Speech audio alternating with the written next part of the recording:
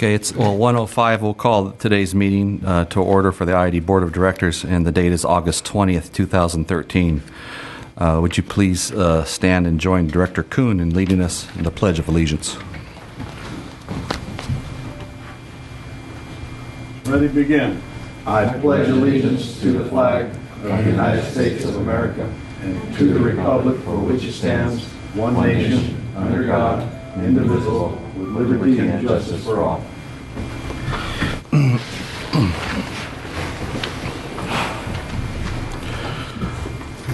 Mr. Kelly and Mr. Simmons, do we have any actions taken in closed session to be reported out? There's nothing to be reported, President Desert. Okay, Board, would you please join me in front of the dais here as we participate in presentations. We have 12 employees receiving service awards, representing a total of 310 worker years of service to the IID.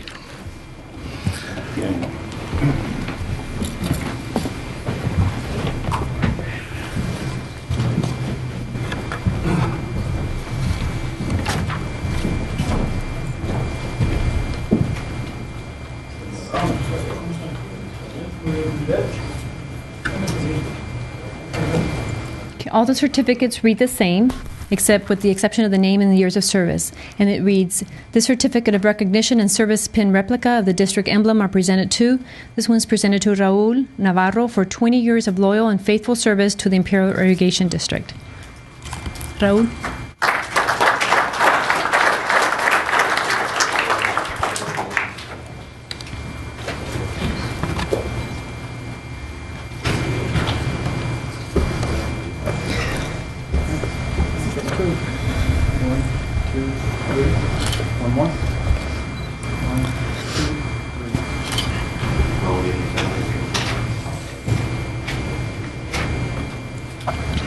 For 25 years of service, Danny Walker, Power Troubleshooter Leader in the Energy Department.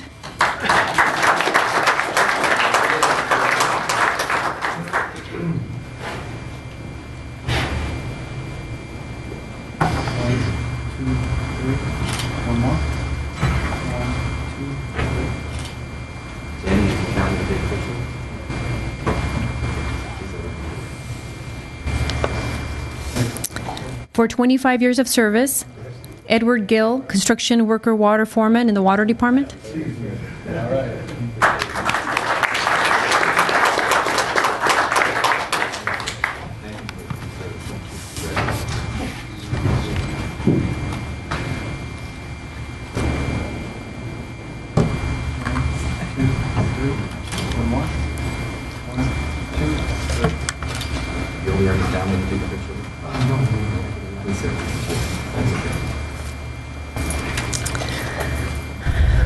For 45 years of service, Ronnie Gary, Safety Tech 1 in the Human Resources Department.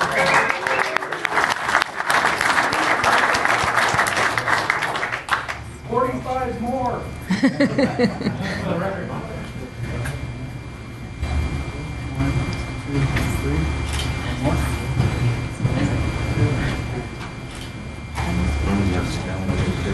Your family's over here, Ronnie.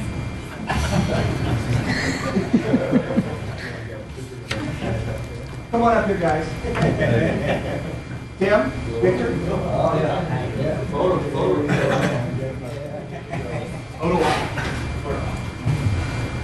Let's see. Gary. Dan. Get them all.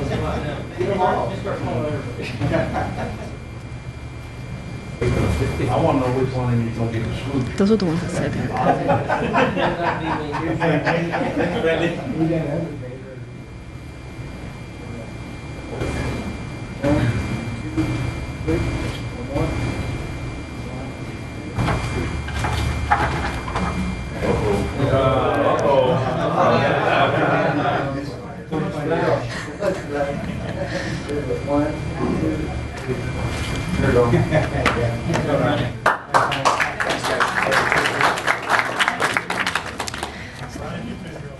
Is anyone else here to receive a service award and I didn't call your name?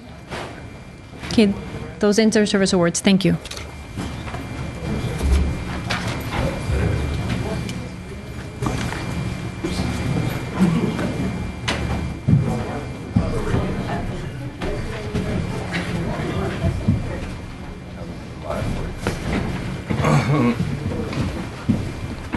Board,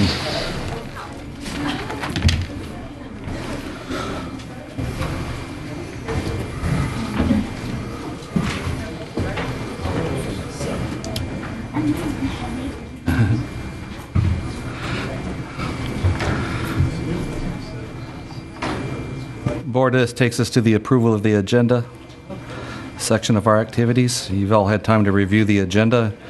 You have any questions, amendments, or concerns? I'll make a motion to approve. We have a motion from Director Kuhn to approve the agenda. Is there a second? Second. And a second from Director Hanks. A call for the vote.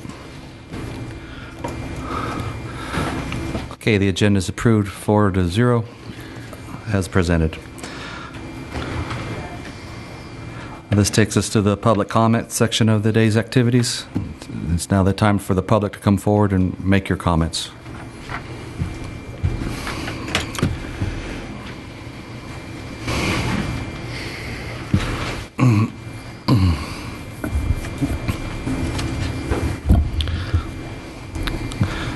Mr. Ramos. Good afternoon, board members, public. I found an appeal from the county asking that Judge County stay his decision on the attorney fees and court fees. And I expected that. What would bother me, Mr. Chairman, is that Dumars did the same thing. And I remember Charles Dumars, your attorney for the IED, back before the elections, he went public and gave out handouts where he supported whatever decision Judge County or the courts made on the IED, because he said the IED was good, the QSA was good for the IED, and because the majority of the people wanted it, as was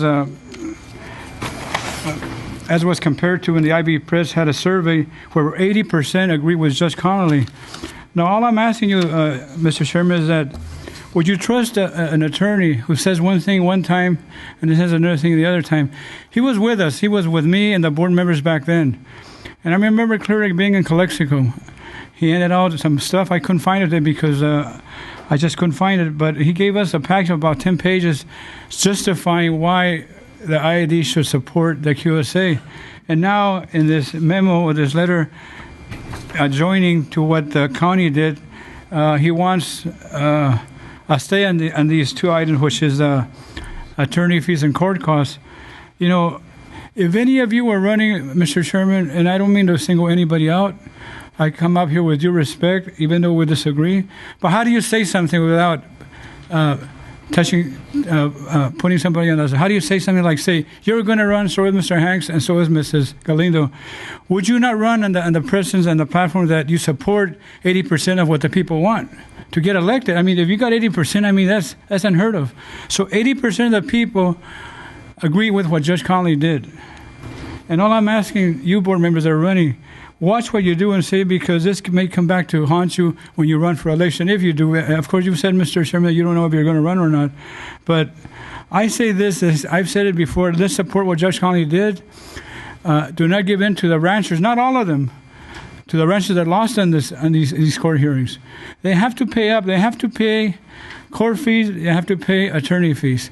And it's nothing, I'm going to get nothing out of this. You know, God is my witness. Up to now, and hopefully until I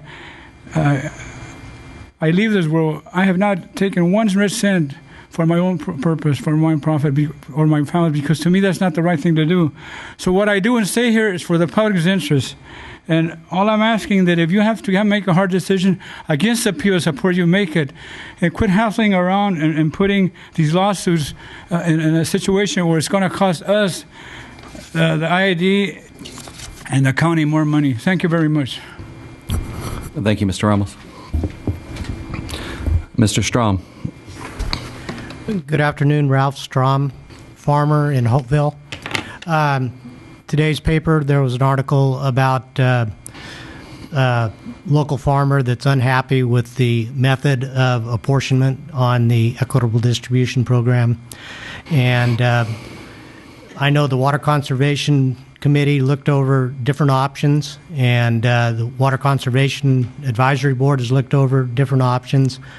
And from my experience, the straight line is the best way to go, and I'm glad the board made the decision to go with straight line on the apportionment. It would be very political to go to history, because then we would have to set up committees and try to administer all the people that think that they should get more water, and the politics would prevail, and those that would be quiet in the process would probably lose water. So I'm glad the board went with straight line apportionment, and I hope they stick to their guns. Thank you. Thank you, Mr. Strong. Ralph, before you go, I just want you to know that, and maybe you do, but back when we first started talking about doing this apportionment, it was called an allocation at the time, and that became somewhat of a cuss word. But we, as a board, split up and we made subcommittees to investigate which way we thought was best. And Lloyd Allen and I came up with historical. And we presented it to the board and to the public, and we had people immediately state that if we went historical, we would be sued because they had already done on-farm conservation, and we were punishing them, and we were rewarding people who had done nothing. So in yesterday's newspaper, it wasn't that I wasn't quoted yesterday. That was something I said in the past. I truly believe this is a no-win, because if we do straight line, obviously we have actions for that. If we have done historical, there were going to be ramifications for that too.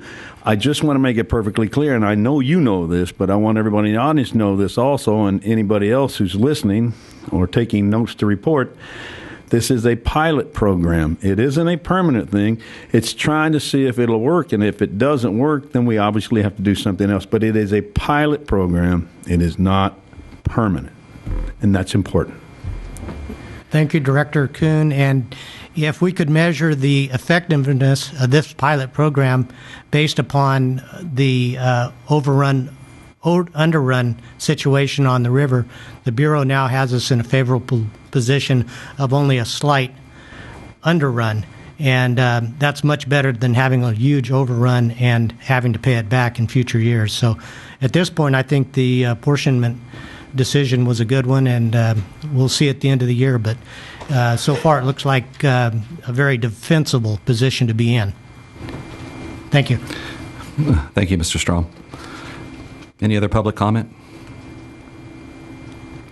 Okay, not seeing any. We'll turn this over to the board members. We'll start this afternoon with Director Benson. Thanks, Director Desert. Last week we had the Colorado River Board meeting in Ontario, and it was announced that the allocation to the lower basin was going to be less than the historical average has been. So everyone on the Colorado River is being allocated based on the amount of water. I'm sure Tina will talk more about that later. But the other thing on the agenda today, there's a discussion of future fallowing. Up until 2017, the QSA had called out fallowing as one of the majority of the ways to conserve water. Part of the reason I got on this board is a commitment to end fallowing in 2017, and also to step up the on-farm conservation as well as system conservation. So you'll see a commitment from staff, I hope, in the future to work with farmers, and hopefully a commitment by farmers to work with staff on ways that we can conserve water going forward. Based on the Connolly ruling, part of it's all legal strategy, how you move forward. And one of those strategies is working on fees and working on other ways we can just move the process forward quickly and hopefully end the appeals process. So speaking to your request for not appealing for fees or appealing, we weren't agreeing with the appeal. We were just talking about the fees based on Chuck Dumar's filing. So lastly, I just want to talk a little bit about the apportionment. Hopefully there's going to be a better update later in the meeting, but I think it's going well. A number of people are still turning in forms, and I applaud those that have, and hopefully everyone will do it soon so that we have an actual balance on what water is available for transfer. within the district, between farms, between high users and low users, and vice versa.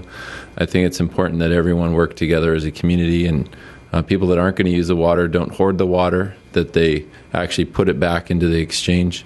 We've had our first meeting last month, and there's another meeting called for this month. I think today is actually the cutoff for getting in your forms. If you're requesting water, as far as I know, there's still water in the bank if you need extra water. So just asking people to work with the system that we've put in place. Thank you. Thank you, Director Benson. Director Kuhn?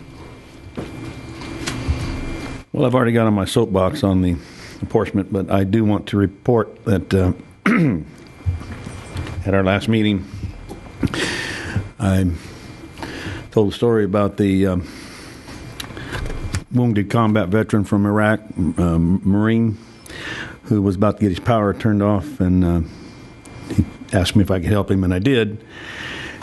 And although I only sit here on a local water board, there were two people from Representative Vargas' office in the room, and then I asked Jerry Gauna and asked him to get Johnny Hernandez from Brawley and see if they could guide him through this maze. He had been wounded. He was medically discharged 7 months ago, and he had not received one penny of compensation from our government. And he was wounded in combat. I would like to announce to everybody here today that between Vargas's office and Johnny Hernandez and Jerry Gauna, it was 5 days later he got his first check from the government, and he's getting back on his feet. And I am proud to have been just a small part of helping that happen. Thank you. Thank you, Director Kuhn. Director Hanks? No comment. And I don't have any comment today, so we'll move on. Mr. Kelly, do you have any comments?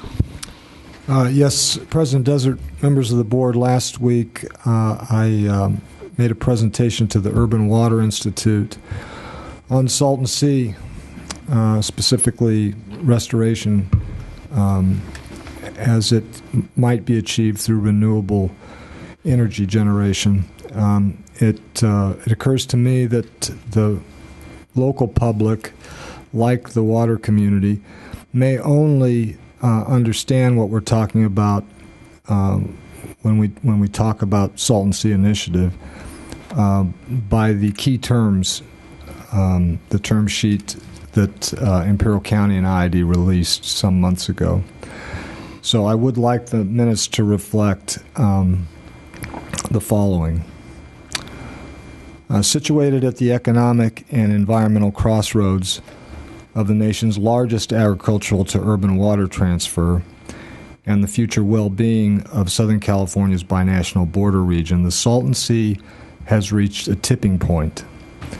Sustained mainly by agricultural runoff from the farms and fields of the Imperial Valley, the state's largest and most troubled body of water has been in decline for a generation or more, a trend the 2003 signing of the Quantification Settlement Agreement was supposed to arrest and ultimately reverse. But that hasn't happened. And today, while the transfer of water from the Imperial Irrigation District to urban water agencies and the litigation surrounding it continues to flow, a credible restoration plan for the Salton Sea remains as far off as it was a decade ago, and the fundamental problem of what to do about it persists. The solution lies within the sea itself. That's because the renewable energy development potential around and currently beneath the Salton Sea, including an estimated 2,000 megawatts of untapped geothermal energy, can provide the state and its ratepayers with a diverse resource stream of baseload and intermittent energy that will promote grid reliability and serve as the funding and implementation springboard for restoration. At the same time, it will go a long way in bolstering the long-term viability of the QSA. The plan is simple, realistic, and achievable, relying on an updated version of the restoration model favored by the Salton Sea Authority and endorsed by IID and Imperial County. It calls for the county to designate the Salton Sea as a renewable energy zone, and for IID to pledge the use of its extensive land holdings for generation projects ranging from utility-scale geothermal, solar and wind, subsurface mining operations, and such emerging resources as algae and solar gradient ponds. Under this scenario, renewable energy projects sited on the exposed lakebed become the catalyst for restoration, doubling as ground cover to mitigate for air emissions while contributing to and making possible a smaller but sustainable Salton Sea. Assuming a project build-out of up to 1,400 megawatts over 10 years and a planning horizon of 30 years, the cost of this public-private approach has been valued at $3 billion, which is to be largely derived from new generation, or roughly a third of the state's own preferred restoration alternative. What's needed is a determination that addressing the looming environmental threat at the Salton Sea meets the state's definition of a policy-driven objective on multiple fronts, and to direct the California Independent System Operator to construct a 500 kV transmission line from Devers in eastern Riverside County through the heart of IID's Energy Balancing Authority to the Imperial Valley Substation, and to revisit the California Public Utilities Commission procurement policy to allow for up to 1,400 megawatts of must-take purchase power agreements from the Salton Sea resource area. If the QSA is the linchpin of California's commitment to live within its annual entitlement of 4.4 million acre-feet from the Colorado River, then the Salton Sea is its proving ground.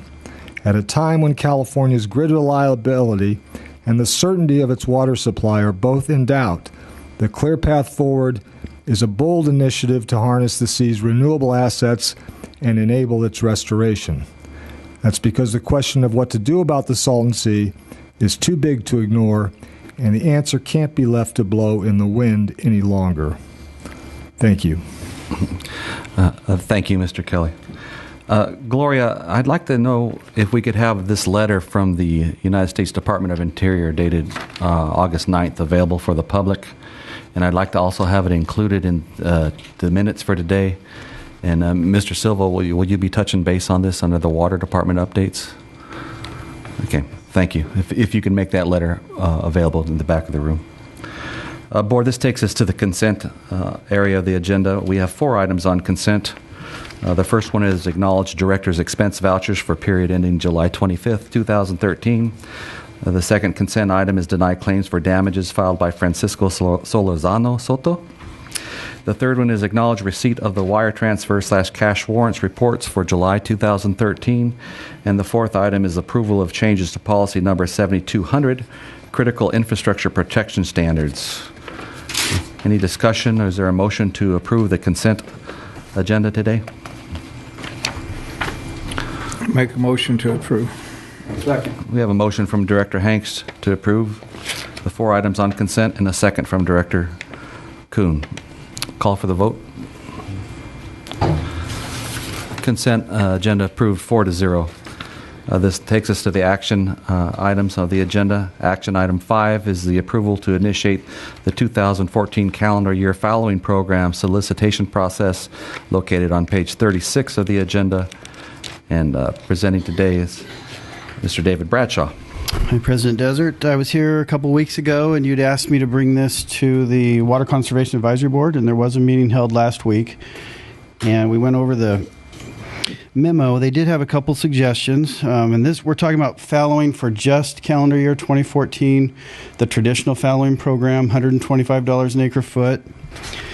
On my memo, I'd asked for an early start option. That was one of the items that the Water Conservation Advisory Board did not want to do. They would prefer it to be just calendar year 2014 and not allow any months of early start.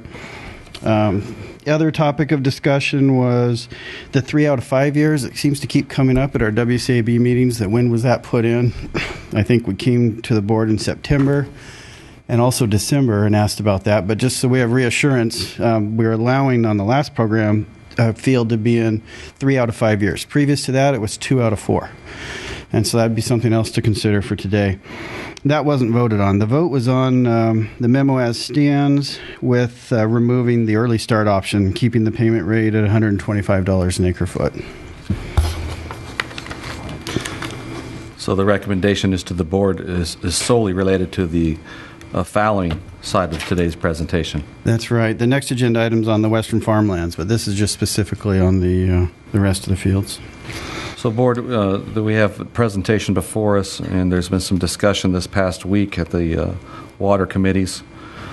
And as Mr. Bradshaw shared with us, the irrigators that advise us on those committees voted affirmative to move forward with this program, but not to have early sign-ups.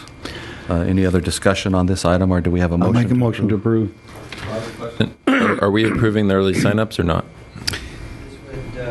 Not approve Okay. calendar year. That was the recommendation of Water Conservation Advisory Board. So, Mr. Director Kuhn, could you clarify your motion? That is my motion.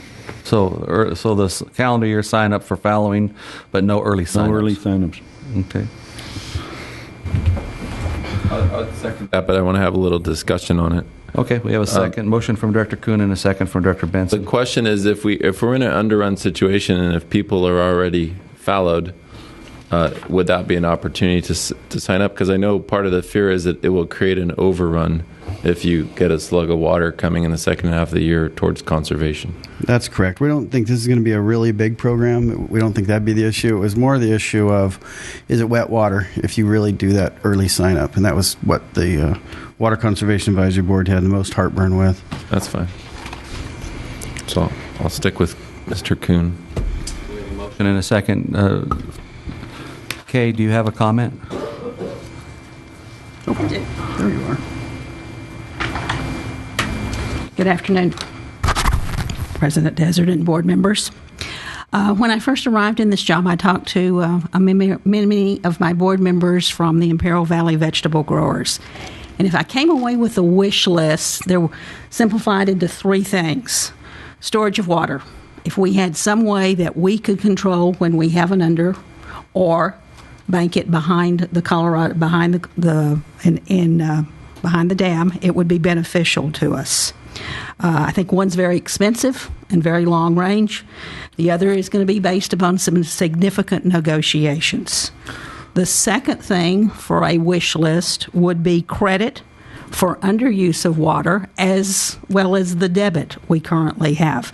It's simply a balancing act, and again, that is negotiation. The third wish list would be to do agriculture water on a physical year, not a calendar year. Talking to Mr. Bradshaw, I understand it's supposed to be on a physical year, but I keep hearing calendar year, so I'm very confused. But this is the one thing I think that you as a board and staff have absolute control over. And I realize the Colorado says they do a calendar year, but you've got the historical data, and you have the ability, I believe, to manage this because it is indeed a numbers game. This is your opportunity to listen to what your community says. I know that you're trying very hard to do this, and here's an opportunity to move forward in that direction. Thank you.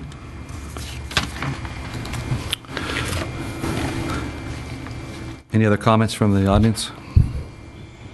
Okay, board, we have a motion from Director Kuhn and a second from Director Benson to approve the fallowing program on a calendar year basis with no early sign-ups. Any further discussion from the board? I just have one question. That was the recommendation from the WCAB, was it not? That's correct. Okay, call for the vote. Item passes 4-0. The next action, item 6, is approval to fallow IID-eligible western farmlands for calendar year 2014. Page 38 of your agenda, and presenting today is Mr. David Bradshaw. Thank you, President Desert. This is on the western farmlands that IED owns, approximately 13,000 acres. It was leased that would have a water history that would be eligible. The proposal is to let that land enter into a fallowing program for 2014 due to our large payback that we're required to come up with. And this was also brought before the Water Conservation Advisory Board on last Thursday, and They had a couple recommendations, agreed with it in concept. The same no early start was also recommended on this one. And something else new would be to cap the maximum amount of water to the apportionment value of 5.45 acre foot per acre for payment. And this would be paying the tenant $75 an acre foot, and the tenant would stay on the land, and the tenant would still be responsible for rent. And this would be a voluntary program, too. It wouldn't be required. If you just planted alfalfa or something, you wouldn't have to sign up. But we have a chance to pick up some water, and we'd like that opportunity. So I want to understand something. Someone's renting a piece of ground for $100 or $200, and we're paying them up to $375 back. Correct. But they're just not farming it. Correct. But they get to farm it after that 1 year period. Okay. I've got a question for Mr. Brokey. The Western farmland is paid off now, is that correct? Yes, it is. Would there be any reason why we couldn't use the rent money to help offset these payments? No, there wouldn't be any reason why you couldn't use the rent to offset the payments. Okay. I'll make a motion to approve and to the extent possible use the rent money to offset the payment. So we have a motion to approve from Director Hanks in regards to the cap that was recommended by the WCAB. Director Hanks, is that part of your motion also? Yeah, what was your cap? It was to cap it at the apportionment number for 5.45 acre foot per acre. Yes. I have just something I need to get clarified. Back when we first purchased this ground, it was widely known that if we ever needed to follow them for reasons to help this district, that we could and would in total. And we have now, and again, I was off the board for 8 years, I understand that, and a lot of things changed, and I fully understand that. But it just seems somewhat, to me at least, that the way this was set up at first is not what it is now.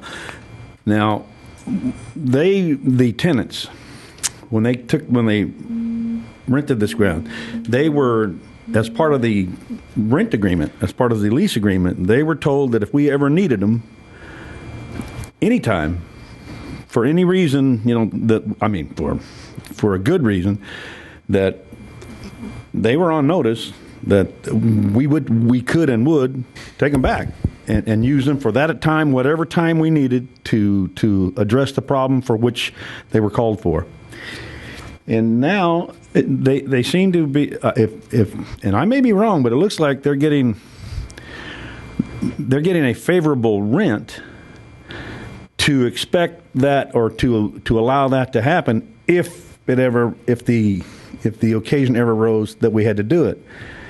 But now it seems like we're being asked to make this a voluntary thing, and if they don't want to, they don't have to. And I don't know where that puts us if we actually need to do this, because I don't see where, if it's voluntary, we can tell them we're going to do it. And so, to me, it's just seems that may be a little flaw in this thing here. Did my motion die for a lack of second? No, I'll second that motion, Director Hanks. Okay, let me address Mr. Kuhn's concerns. Much of this farmland is marginal.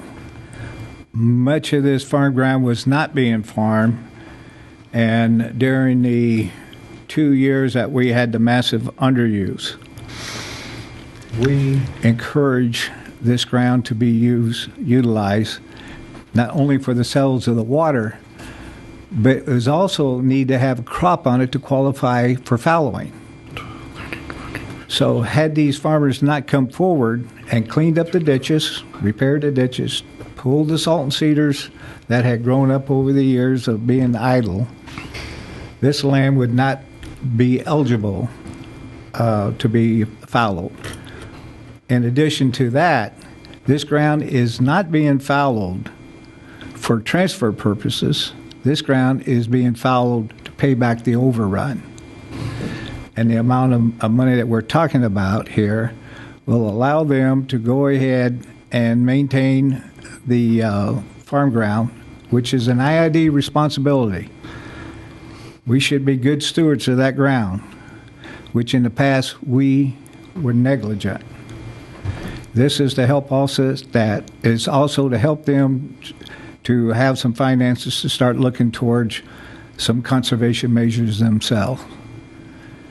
And I think it's only right and fair that if you're going to ask them to do this, you don't put them in a position to where they lose their lease agreement with the IID. And I concur with everything you said, except if it's a voluntary program, they don't have to do anything. Yeah, they won't get any money. I've got some comments on it also. They won't get any water. It's a voluntary program at this time. You can take it. That's not to say sometime in the future, in the very near future, we might execute where it's required of this ground to be fallowed, based on where we're at in the water year, based on where we're at with what we owe on the river for transfer purposes, and more specifically in this case, what we owe for payback purposes. It's August, towards the end of August, and we're trying to get ahead of the game here and get some planning and strategy out there with our irrigators and with the agencies to show that leadership that the IID has and the direction we can give. I'm supportive of this measure for the following reasons especially. This model of paying the tenants for fallowing the ground is very similar to fashion of what farm unit fallowing will look like in the near future if that is successful. I think a healthy ag economy in the Imperial Valley historically has really been on the backs of those that have worked the ground, and that has always been the tenant farmer. So without a healthy tenant ag economy in the Imperial Valley, we don't have a healthy ag economy overall. We also need to be good stewards of this ground and not walk away from it, be considerate of what the land values are doing in the neighborhood and how that might be impacting the neighborhoods when we aren't good stewards. So with that being stated, that this is similar in fashion to what farm unit fallowing would look like, with it allowing these tenant farmers, and there's some 25 of them, to plan and manage their farms and their cycles of planning in a better manner. Even though this is a burden on them and this is a burden on all of us, this payback water, I'll be supportive of this item today. Any other comments? I think we need to really impress how important it is that we get this water paid back. This, without paying this water back in a timely way or even paying it back ahead of time, the Bureau has their foot on the back of our neck, and it puts us in a very precarious position from a strategic standpoint on the river with the shortage that's coming. If I might, President Desert, I'd like to respond to that. Director Kuhn is right that one of the original reasons for acquiring the Western Farm property was for cap management, and in this case, it's that big number that we've got to make in 2014. That financial inducement to the tenants, I don't think that we ought to be thrown off by the voluntary way in which we're approaching it. Every effort's going to be made to obtain widespread participation, and I think there's 13,000 that have approved up water history. If we can get as close to 10 of it as possible, we'll be ahead of the game. I believe the reason it was recommended by the WCAB to be voluntary was due to the fact that some of them have multi-year crops, and we didn't want them to lose that crop after a single year. Correct. There were some 3-year leases, and we didn't want to burden that group. I'm trying to understand why the IID ever went to 3-year leases on this ground when we were under the assumption that it was going to be able to be fallowed in the next year. Because I for one have heartburn about this. I don't think we should be paying people that are tenants. I mean, if you look at the difference of the farm unit fallowing program, the proposal was only 15% would go to the tenants, and they can opt in all their ground and then rotate through. I don't see this being any different. Also, the owners were getting the money and the tenants weren't. Effectively, the IID's the owner. We're not getting any money. We're in an overrun situation, and we have to come up with water for next year's payback. I don't think staff has done enough to come up with a plan to come up with that amount of water. I think we need to, if it takes incentivizing people, then I think it should be more widespread. I don't think it should just be on IID ground, because you're looking at tenants that have been paying below market rents for a long time, especially with rents spiking the way they are right now. I think you also need to look at what water is available here in the valley, and I for one can't support this. Further comments, the price, $75 an acre foot, is less than what we're currently paying on the traditional property owner fallowing model of $125 an acre foot. So if you look at that $125 as the base, you can see where the IID agency is benefiting from this by only paying for $75 acre foot out of the $125. They're not paying the full amount that they're paying the property owners and the other fallowing model. The most important thing to me on this is the urgency and where we're at as an agency. We always seem to be behind the ball, our backs against the wall on water decisions, water positioning, power decisions, power positioning, and that's got to stop. So I look at this and see this as leadership and direction. It's not easy. The vote wasn't unanimous from the advisory board. There's been some careful consideration and thought put into this. Is it exact? Is it perfect? No. But with the urgency of the payback water that we're looking at and the requirements we're looking at meeting in the next coming year, I think the agency needs to step forward and take this step. And keep in mind that it's a volunteer program right now with this Western Farmlands. A few months down the road, we don't get the participation, or we're not showing the leadership as an agency on creating this water for transfer and payback purposes. We may be having this same type of discussion where it no longer is a voluntary type of a situation. It may be mandatory. Well, if you'd be kind of, could we hear from someone from the Water Conservation Advisory Board? Yeah, I'd like to make a couple more questions before you get there. Comments. One, the farmland we're talking about is very regional. Most of it is up in the far north corner or is out around the Mount Signal, Fillory area. The second thing I'd like to remind everybody, fallowing is to end in 2017. Okay. At that time, what's the plan on the trust land? You know, I keep hearing, well, we bought it to fallow. Well, then you sign a contract, fallowing stops in 2017. Now, I can't have it both ways. The only place that you could fallow it and use it in a transfer after 2017 is the Coachella Valley. And the Coachella Valley, as we all know, is paying about $76 an acre foot, which is very little. So, to me, we're going to need this ground. We're going to need it eligible to be fallowed between now and 2017. Everything ramps up. And I don't think it's right or fair that these growers, and many of them, this is the only ground that they farm, that's available to them to farm, that they go in and put in all the hard work on this ground, reclaim it, prepare it, and then farm it for a year and have somebody come in behind them and jump the lease. I don't think that's quite right. And I don't agree with any of that either. But I wasn't speaking to transfers to to Coachella. I was speaking more, it needs to be there now for inadvertent overrun payback if it ever arises, and where we have to have it. And it was, again, at least in the beginning, leased with with the knowledge that if we needed it for purposes to forward this district, that we would. And the leases were shorter, and everyone that took that ground, and all that ground was not unfarmed. And as my dad used to say, bear with me, people, but he said, some of that is so poor it'd make a dog howl to crap on it. I understand that. It's hard, and as he would say, harder than the hinges of hell. It's hard. You can grow cotton, you can grow sugar beets, Bermuda, and wheat.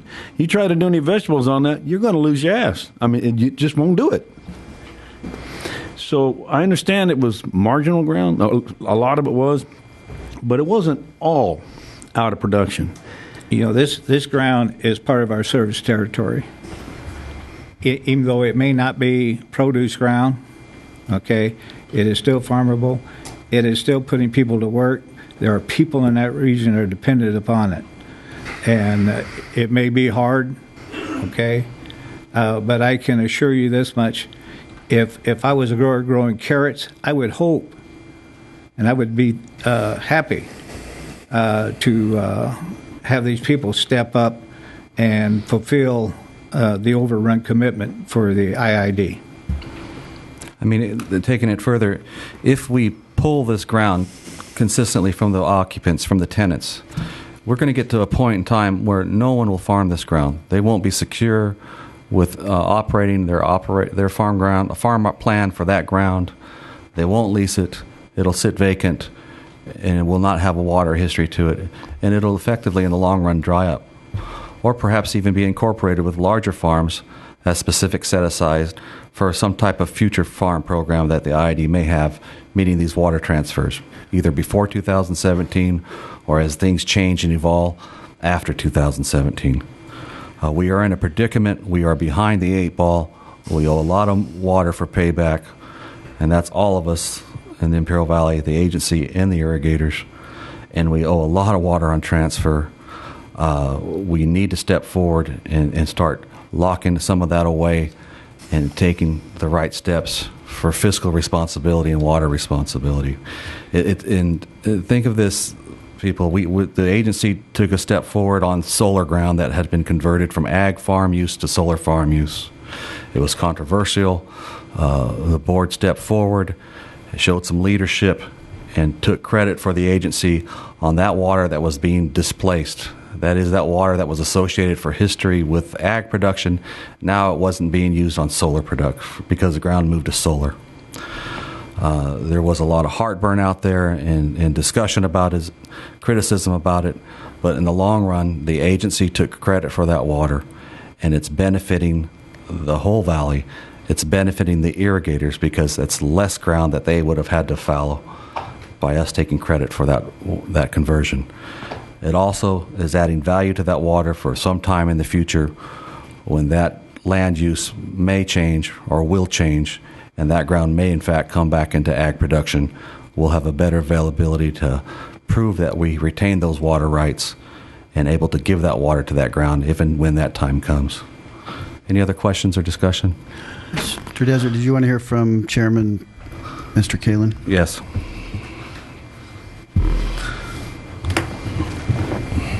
Al Kalin, Westmoreland.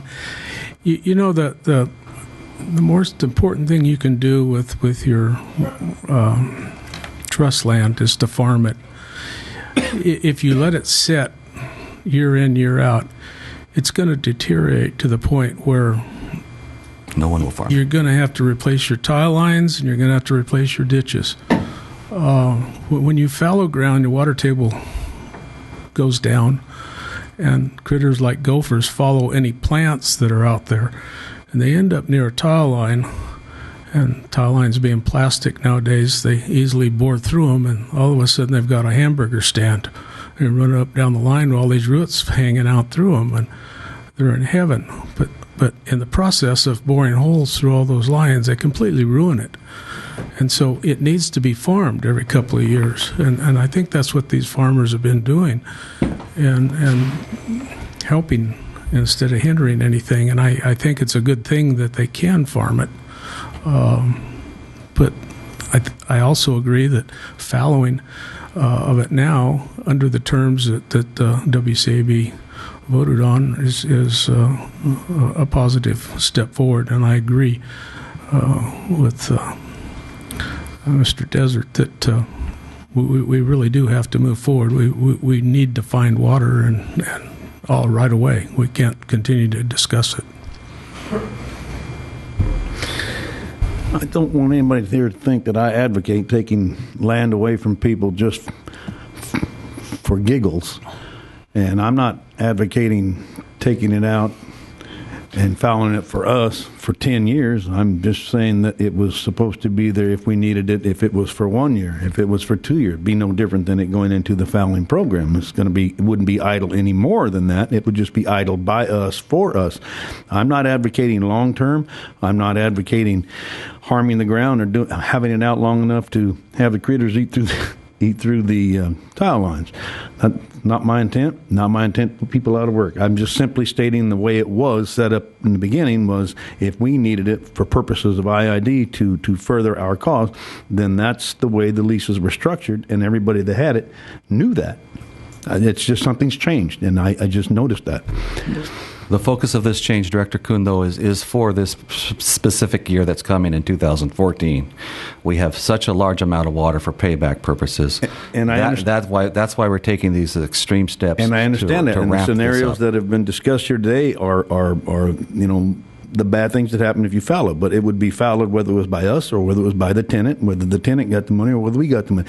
It would be no longer than necessary. But again, it's just something that changed since we initiated this, and I had a question on it. But Additionally, Mr. Bradshaw, there was some discussion at the WCAB about 1,600 to 1,800 acres of ground that was coming up for release. Now, we wouldn't release that ground and then put them into the same type of a situation where we would be paying them. We would retain those leases, fully knowing that we need to fallow that ground. That was my understanding. And Ralph's here also is from Water Conservation Advisory Board. He might want to comment. Yeah. Mr. Strom. Ralph Strom, farmer in Hopeville, and also a former farmer and leasee of some of the trust lands. When we leased the trust lands, we read the lease. Terms were agreeable, so we signed the lease. And during the time that we had it, the lease was still in effect, and those lands were sold. And so we had to follow the letter of the lease, and we lost the alfalfa that we had planted on it.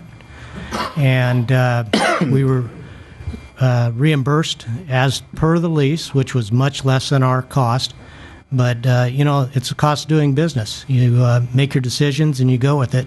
I think the district needs to go forward being consistent. And so if you make a decision to change something, just stay with it for a while. The trust lands are the ratepayers and the rest of the Imperial County own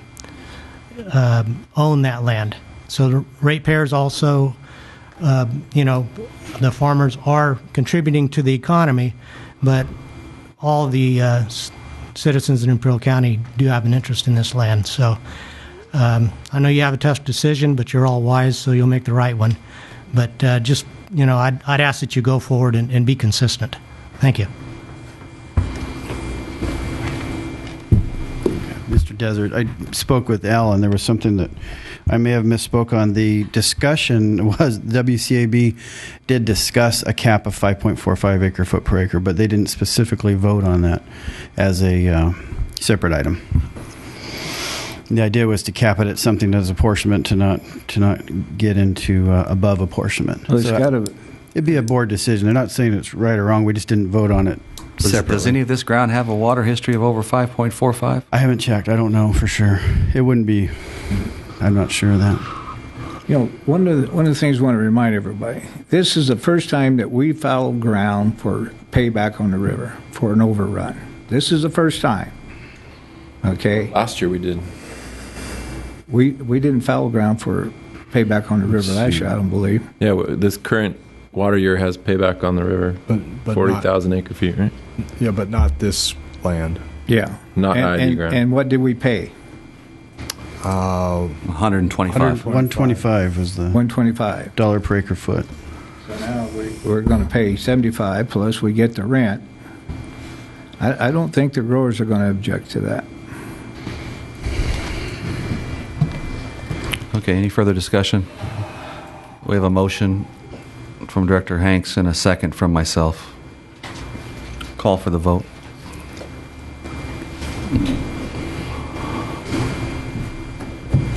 Item passes 3-1. Moving on to the next action item is authorize staff to issue a purchase order for the purchase of 8 vehicles from Bill Alexander Ford, Lincoln. Page 40 of your agenda, and presenting today is Mr. Don Campbell. Good afternoon, President Desert, Board, and the public. My name is Don Campbell from Fleet Services, and basically what you have before you is a request from Fleet to replace 8 service body trucks that are utilized by our construction and maintenance foremen. 4 of these are for Imperial and 4 is for La Quinta. And these are the vehicles that our construction foremen use on a daily basis for line construction maintenance work. We did go through the competitive bid process. This bid went out, and Bill Alexander Ford Lincoln out of Yuma was the low and best bidder, and there was no local dealers that bidded this package. Mr. Campbell, on the vehicles coming in from Arizona, is there any modifications that has to be performed on these cars to meet California's standards? No. Basically what happens is the dealer makes sure that they're smog legal. The taxes are paid to DMV here local, just like a normal pickup would be. Are there additional California sales tax that is applied to their purchase out of Arizona? No. No, this is the place of sale. They make Imperial Valley the place of sale. Yes, because they're registered here in Imperial Valley. Yes. And once again, any explanation why no local vendors bid on this? Mr. Desert, I can't answer that. I will say that with Kay's assistance, we did have a meeting with the local dealers in CoLab last week, and I believe there was only one local automotive dealer that attended the meeting. Okay. Kate Apricola, the CoLab hat now. I'd like to commend IID staff. We had a fleet seminar last Wednesday. It was reasonably well attended. The big machine vehicle folks really did show up. They had a really open discussion, and it was really good. We did have 3 car dealerships from Imperial County, but none of them, they are smaller vehicles. They wouldn't qualify for some of the things that you are looking for. They certainly are interested in doing it. The one that would be the competitor for here chose not to show up. There's been some discussions, I understand, privately with him, and simply not interested. We will continue to make the effort. I think you need to go on record, or we all need to go on record, that by making Imperial the point of sale, we do get the tax dollars here in the county. Okay. Thank you. And do they go to a specific city? Is it Imperial, or do we know? I would suspect it's Imperial. Okay. But I don't know. Don, I just had a quick question. The replacement criteria is 7 years or 150,000 miles, right? Yeah, these vehicles are 8 years old, and the reason why we're looking at replacing them right now, they do meet the replacement criteria, Mr. Benson, but these vehicles are used daily by these line construction foremen, and they are having that wear and tear, and these vehicles really need to be dependable. These are what I would say is some of our first responders out when we have outages. Okay. I was just wondering if the miles make a big difference in the serviceability of them. Are they experiencing a lot of problems right now? We're starting to have problems with them, and these are diesels, so we're trying to get these out of the fleet also. Okay. Mr. President, I'll make a motion to approve. Second. Okay. We have a motion from Director Kuhn to approve the purchase and a second from Director Hanks. Any further discussion? Call for the vote. Item passes 4-0.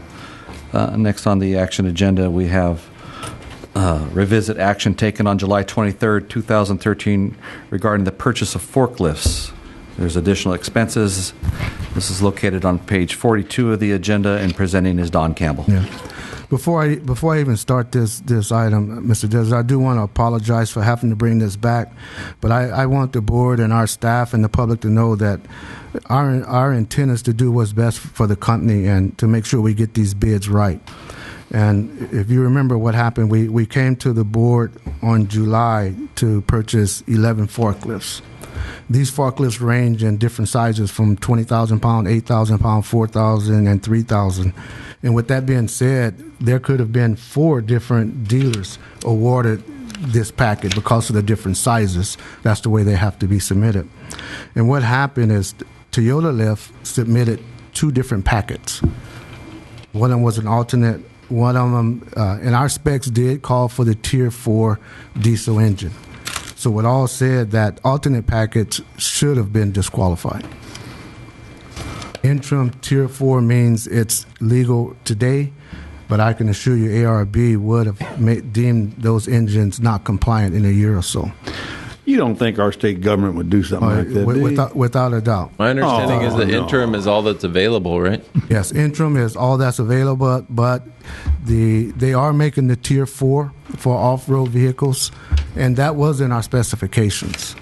And when they bidded that, I think it just behooved us to get this right, because if we were to wait a year or so from now and had to come back to the board and request approval to retrofit 6 of those trucks at $20,000 a pop, just wouldn't be right. So I thought it would be best to bring it back and get it right now. Well, Don, I want you to know that I am not at all surprised at this predicament. I mean, I live this nightmare day in and day out. What we have in Sacramento and Washington, D.C. is an absolute death of common sense, but it is what it is. We here in California, we get 17% less miles with our fuel, the carb gas and diesel. And I mean, just to put it in perspective, if you had a bread truck or whatever and you had a 100-mile run, you're not going to go out there and go 83 miles and walk the rest of the goddamn way. You're going to finish your run, so you're going to burn 17% more of the fuel. Therefore, whatever you think you're saving, it's negated by the fact that you had to burn 17% more to finish a job. And we pay 30 cents more a gallon for it, just for the thanks of getting 17% less miles with it. So I'm not at all surprised that this came up, and it probably will happen again. And Mr. President, I make a motion to approve this because our government in Sacramento is just plumb-ass dead of common sense, void of common sense. I'll second. We have a motion from Director Kuhn and a second from Director Benson. Any further discussion? Okay, now we're just talking about 6. The board approved 11 the last go-around. Yeah, Mr. Hank, the board approved 11, but for some reason, like I said, Toyota Lift submitted 2 different packets. They submitted a packet with the interim 4 and they submitted a packet with the Tier 4 and a packet with the interim Tier 4. Okay, are we purchasing 11 or 6? We're purchasing 11, and what we're doing is coming back for approval to amend these 6 to add the additional costs because of the Tier 4 engine. There will be 6 of them that would not be compliant with the Tier 4 is what we're asking for approval for today. The other ones are fine. The engine and the other 5 are fine. I think you're doing the right thing here, Don. For these 6. Yeah, because they're going to be like here the a idea while. of 11 of them, but yeah, for these 6, you're doing the right thing. Yeah, and I don't want to come back here in a year or so and face the board, with something like this that we can take care of right now. And before we issued that final PO, we went through all the language and seeing where that interim was in there and did our research with ARB, and that would have been an issue. Well, you may be back. Trust me, you may be back. We got morons and idiots up there. Yeah. So we have a motion from Director Kuhn and a second from Director Benson. Call for the vote. Item passes 4-0. Next up is action item 10. Thank you guys very much. Action item 9, acknowledge receipt of the 2013 second quarter energy risk management report, page 43 of the agenda. Presenting today is Alma Montoya. Hi, good afternoon, Mr. President and board members. I'm here to present our second quarter for 2013 energy risk management reports. Part of our reports, we need to inform the board how many risk committee meetings we had during this quarter. As you can see on the slide, we got together 3 times. 2 were basically the first one to review the risk management reports presented last quarter and just final approval of the risk policy changes that were proposed to the board. On April 30th, we met again, the risk committee, to just have final review before board approval, which was done on May 28th board meeting. And then last, we met on June 20th to discuss and approve and recommend to the board the Scapa Heber number 1 geothermal energy project. Next, I have what we're calling the variance of actual to our budget report. What we can see is, as submitted last year, budget for the research planning and supply and trading purchase power side has been $253 million. So far, closing the second quarter, we're estimating a forecast of $244. There is this $8 million under budget that we're expecting, which represents 8% out of our budget, the $253 million. 3%, right? Excuse me? 3%? The $8 million out of the 253? Right.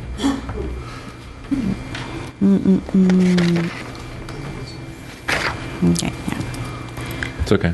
Okay. Next, we have a slide showing the short positions that we have based on the power strategy sheet that research planning gathers based on the forecast needs that we have. As we can see, this slide is presenting short positions that we have for most of the summer periods for the next following years.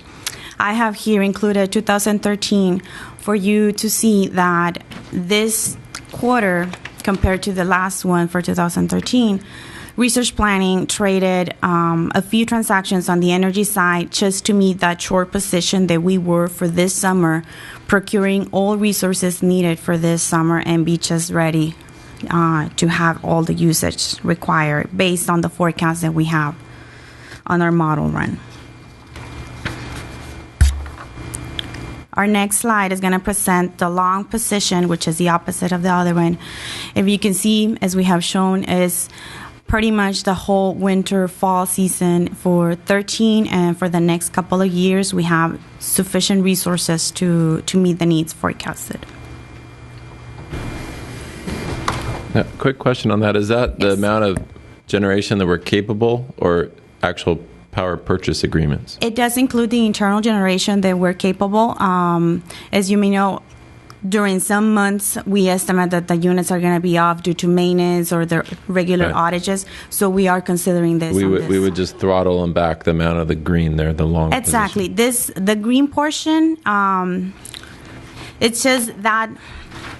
No, sorry. The existing megawatts, the red position, it's just including all the internal generation, all of the long-term contracts that we have procured, and what we have on the renewable contracts also.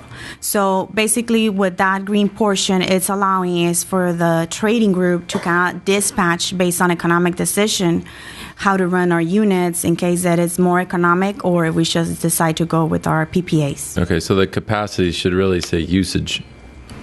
Yes. Okay, thanks. That's a good list of people.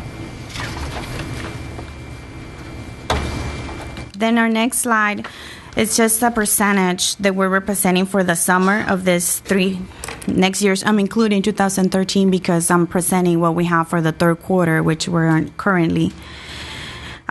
This percentage for the 2013 from 86, it was 77 last quarter, and this increase is what's representing the procurement of the resources that I just mentioned. The research planning did during this quarter, procuring some energy, including some renewable energy that will meet part of our target that we have for this first compliance period. Also, during this quarter, we did some more procurement of natural gas for our native and Jaca units. Basically, resource planning noticed that there was a little bit of decrease on the market prices, which was going to benefit the average price that we have for our resources procured for our units. So they executed some transactions having an average cost of $4.30 for our native units and $4.20 for our yucca unit. This next slide is just representing the percentage for the yucca, which also increased from 68% from last quarter to 80% on this quarter. Also, the committee needs to report if during this quarter there were any transactions, energy, natural gas, renewable, that exceeded the 36-month period. So for this period, we did not do any transactions on the long term. The transactions that I mentioned were executed during this term and were only for the quarter of this year. And final, we need to report any violations done to the policy by any of the groups involved in the trading, planning, and settlement. So for second quarter, there were no exceptions to the policy. So I don't know if the board has any questions. I'll make a motion to approve. I'll second. Thank you. Motion from Director Benson and second from Director Kuhn. Further discussion? Call for the vote. Item passes 4-0. Report is accepted. Moving on to action item 10, approval of major work authorization, project number 100381 for Soul Orchard Water Crossing, Dogwood Lateral 13. Page 65 of the agenda, and presenting today is Mr. Frank Forenza. Hi, excuse me. Hi, President Desert and members of the board. I am Frank Fiorenza. I'm with the Water Department Engineering Services. Ismael Gomez could not be here due to a family emergency, so I will do my best to address any questions that you may have. The Soul Orchard project is a solar project on the northeast side of El Centro off of Villa Road. They requested 4 crossings off of our Dogwood Lateral 13, so we're ready to start with that, and we need the MWA obviously approved so that we can schedule construction. Soul Orchard will be paying the full freight or full cost on these 4 crossings. Make a motion to approve. Second. Motion from Director Hanks and a second from Director Kuhn. For discussion, and for the record, the total project cost is listed in the agenda as $454,000. That's correct, and that's the full cost of the project. However, in order to help Soul Orchard due to the critical timing on this on their project, we are allowing them to go ahead and purchase the pipe and the headwall structures, which they're in process of doing. So the actual IID cost is going to be less than that, but again, it will be reimbursed by Soul Orchard. So the project is paying for all these costs? Yes, absolutely. And if there happens to be a cost overrun here and we have to come back and amend this MWA, will the project pay for these costs, additional costs? The project developer, Soul Orchard, will pay for full costs. Very good. Any further discussion, board? Call for the vote. Item passes 4-0. Thank you. Thank you, Frank. And next is action item 11, authorization to release environmental documents related to the Path 42 project for public comments, page 80 of the agenda today. Donald Vargas, Environmental Compliance Unit.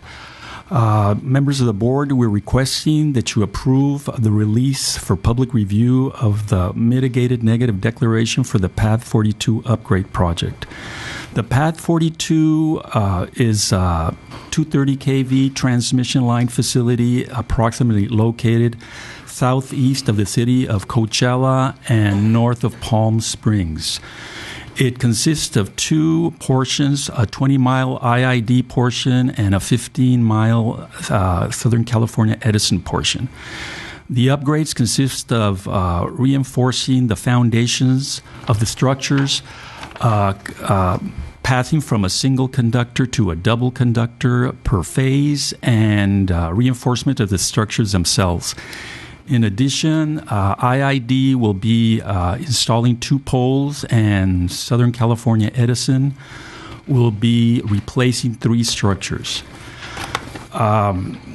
This upgrade will will permit IID to increase their capacity, transmission capacity, from 600 megawatts currently to 1,500 megawatts, permitting the accommodation of renewable energies in the region, as well as helping us with our renewable portfolio standard requirements.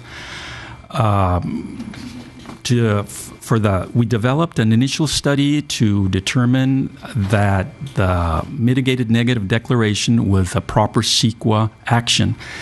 And there was some potential impacts to air quality, biological resources, and cultural resources, but with the adoption of certain mitigation measures, the impacts will be less than significant.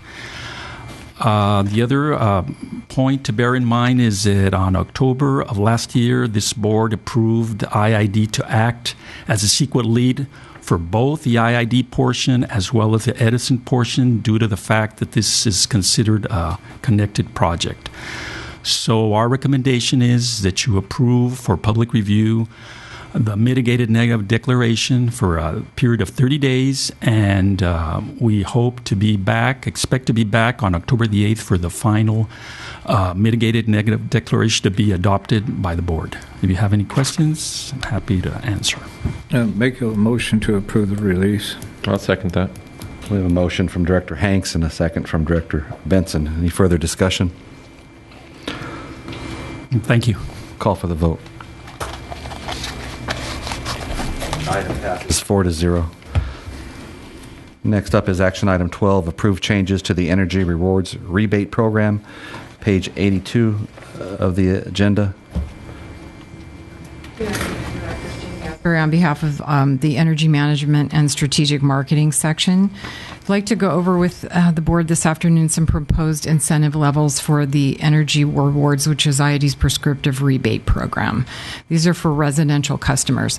As the board knows, the purpose of the program or its goals are to educate its consumers and customers on efficiency practices. We want to increase program participation, and we want to design programs in a way that benefits both the public and the utility in the most cost-effective manner.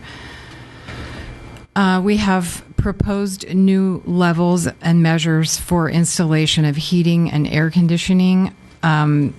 The proposed increases, the existing levels are on the left, and the proposed incentives we want to increase to are on the right.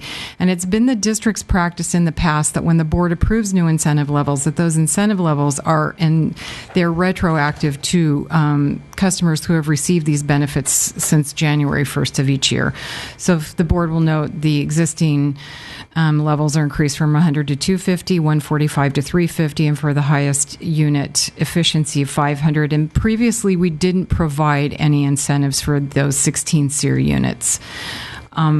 We'll go through these, and if the board has questions, I'd be happy at the end to answer them.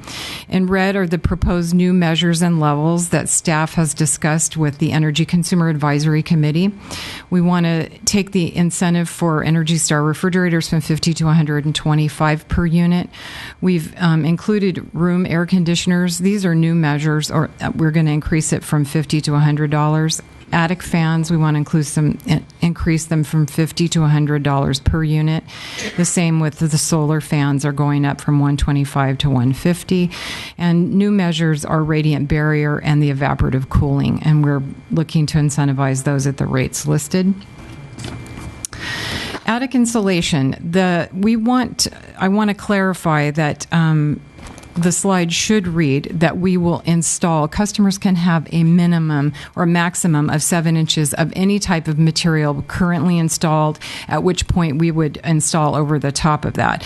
And we wanted to make sure that the board knew that the pre and post installation would be measured so that IID could capture whatever efficiency measures we achieve in terms of that installation. And then the budget for the Energy Rewards program is listed. And as you know, I've said before, we have a bucket of funds every year that we allocate to different measures and different types of rewards programs. And to the extent we have an underperforming or lesser performing program, and we see that another is being maxed out, we're able to transfer funds among those rewards programs so that we make sure we achieve the maximum participation possible. And then the Energy Consumer Advisory Committee has suggested additional measures where we might achieve efficiencies.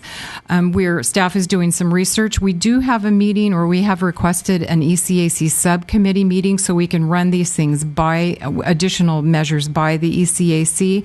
We're looking at providing an incentive for the installation of solar tube lighting programs, a freezer incentive, which we have not previously had, attic insulation potentially for commercial customers, and we also want to evaluate room air conditioning units on a range of sizes rather than a one-size-fits-all. Square footage and tonnage, we want to make sure we're maximizing that incentive for our customers. And I would be happy to take any questions from the board. I think it's important that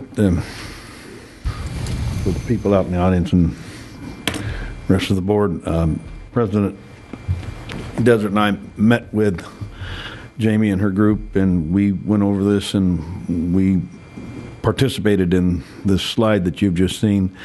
I am comfortable with going forward with it. Again, it's something that we met on, I think it was last week. Anyway, I make a motion to approve. I'll second. We have a motion to approve from Director Kuhn and a second from Director Hanks. Any further discussion? Yeah, I do. I support the 7 inches of insulation. I just have a real question about why we're doubling up rewards on some things that if you go back to the beginning of the year and paid double on people that have already taken those rewards, you're going to use up all the funds for room AC, HVAC, and the attic fans, which is what we're trying to spur people to use. We're really not going to be able to accommodate any new people if you just go and pay the people that already signed up more rewards. Well, and that's part of where we get a bucket of money, or we basically have a set amount of funds, and we can sort of transfer among those. We have some that are underperforming or underutilized, and so we certainly want to, if you look at them, there are some that we allocate funds to but don't get used. So we can, to the extent we see that customers are in or consumers are interested in one measure over another, Director Benson, we can allocate funds among them because it's just one pot of money allocated to different programs. So we could certainly do that. What dollar budget are you looking at, Director Benson? Page 6 on the slide. And what dollar amount? Oh, well, if you take just take room ACs, for example, you're doubling the amount from $500 to $1,000, I mean, or 50. So you did 10 of them, and now you're taking it to 100, and you're using up all the money. I mean, I support doing more of these. I just don't understand why the allocation was so low in the past. Didn't really have much interest, and in fact, it was a member of the public who came forward at a board meeting who suggested the room air conditioning. That was not a measure that we previously offered. So that's a situation where it's very valuable, where we have more interaction among staff and ECAC members, so that we make sure that we're meeting customer needs going forward. Is it a certain type of room air conditioner that we're specifying? I think we're just saying window unit at this point in time. So my understanding was we're trying to promote conservation, not more energy use. That's accurate, and there are Energy Star ratings on those units. And one of the other slides that we did have, Director Benson, was future evaluation of those room units on a range of sizes, and we could look at the efficiency values on those as well at that time. I think the idea is a newer unit will be more efficient than an older unit. Jamie, could you also share with the audience and the board what the overall balance of the public benefit account is today? It's my understanding that is approximately $20 million at this point in time. So we have plenty of room to go to get these funds out there. We do at this point in time. So just so I understand the budget on an annual basis, this $1.6 million, how is that established if we have $20 million? Different benefits that the district pays. We have the REAP program that you don't see in here, the LEAP program. There are a lot of different programs. These are just the prescriptive rebate component of that. This is a small portion of it. I would suggest if some of these areas continue to underperform, maybe you come back and we can transfer them into those that are overperforming. Certainly we'll do that, Director Hanks. Okay. Any further discussion? I'll call for the vote. Item passes 4-0. Thank you. Last item on action today is action item 13, approve budget amendment for Energy Department reliability compliance activities. Page 90 of the agenda, and presenting today is Mr. Carl Stills. Yes, sir. Carl Stills, Energy Manager, Imperial Irrigation District. At the last board meeting, I brought to you a request for transferring $5.2 million from capital improvements into the energy operations budget. There will be no increase to the energy budget. We're just reallocating the funds around to use it for reliability and compliance issues and things that we have identified need to be repaired. I can go through each of the projects if you would like on where the funds would come from, or do you need to see that? Mr. President, we have given him his position. He's shown to be competent. I'm going to say we go with this. I'll make a motion to approve. We have a motion from Director Kuhn and a second from Director Benson. Any further discussion or questions? I'll call for the vote. Thank you, Carl. 4-0. That's the last action item of the day. We'll take a short 5 to 10 minute recess. Oh, the poor little girl's been waiting. Before we come back to information.